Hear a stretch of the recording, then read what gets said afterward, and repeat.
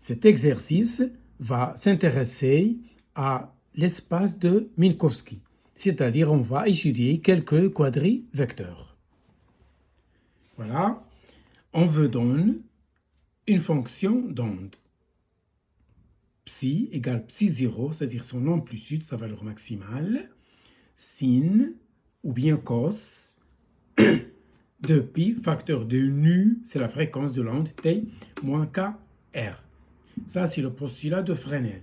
Toute fonction d'onde, voici sa fonction.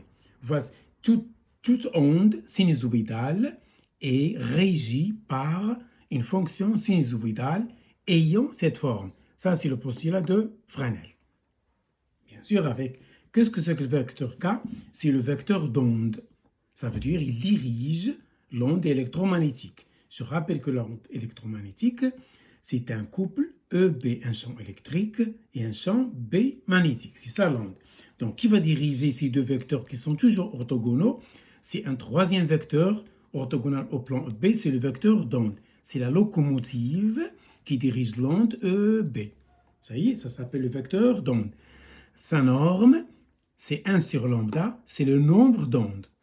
Donc, le nombre d'ondes, il s'exprime dans le système international en mètre moins 1, puisque c'est l'inverse d'une longueur. Donc, le nombre d'ondes, son unité, c'est m mètres à la puissance moins 1. Ce sont des petits rappels.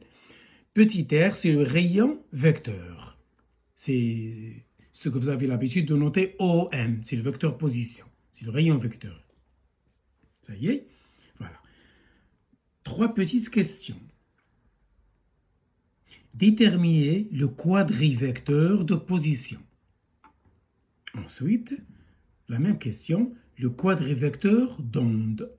Déterminer le quadrivecteur de position et le quadrivecteur d'onde. Donc, on travaille dans l'espace de Minkowski. On est en physique relativiste. Ça y est, c'est-à-dire on s'intéresse aux particules ayant une vitesse s'approchant à celle de la lumière. Deuxième question. Déduire alors que la phase grand phi est égale à 2 pi kr. C'est une constante. Ça veut dire que c'est un invariant de Lorentz. On va déduire de la première question que la quantité 2 pi kr sans flèche, K c'est le quadrivecteur, attention c'est le quadrivecteur, R c'est le quadrivecteur. Et donc phi c'est un quadrivecteur, c'est un invariant de Lorentz, c'est-à-dire il reste constant. Toujours.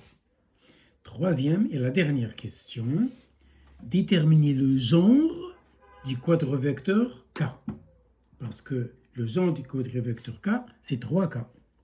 Soit il est genre lumière, genre espace ou genre temps. Ça dépend s'il est positif, négatif ou nul. On a déjà traité ça dans la vidéo précédente. Voir le cours.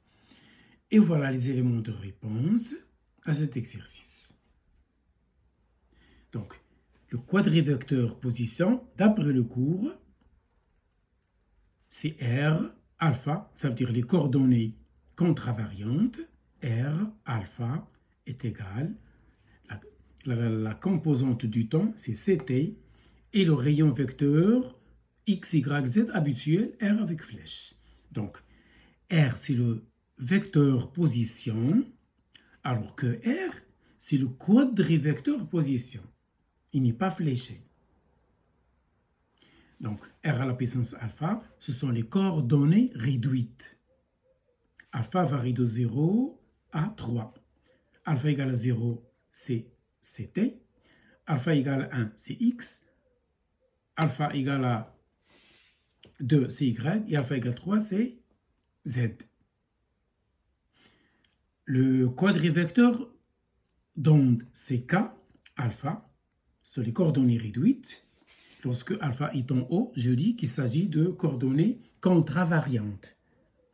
Lorsqu'elle est en bas, c'est covariante. On va injecter un signe moins dans le vecteur. Ça, c'est le cours. Donc, voilà le quadrivecteur de position. Il y a une partie temporelle et une partie de l'espace. Et voici le vecteur, le quadrivecteur. Ce n'est pas le vecteur, le quadrivecteur d'onde. Il est constitué d'un vecteur d'onde. Deuxième question. Le quadrivecteur d'onde de la phase, plutôt. Déduire que la phase. Donc, voilà la phase.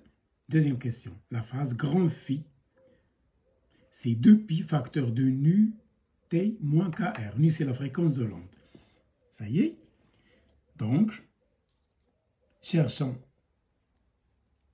k fois r. Donc,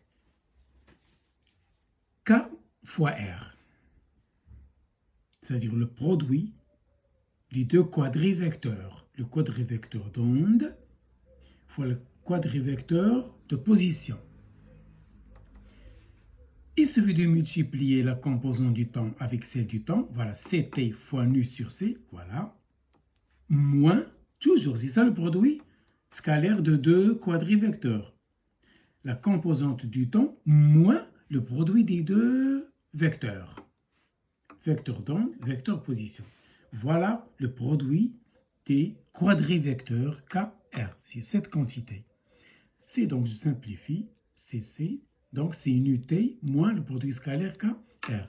Donc, phi est égal à 2π KR. Donc, cette quantité-là, cette accolade, voilà, une UT KR, ce n'est d'autre que le produit scalaire des deux quadrivecteurs KR. Donc, phi égale 2π, produit du quadrivecteur K, fois le quadrivecteur R.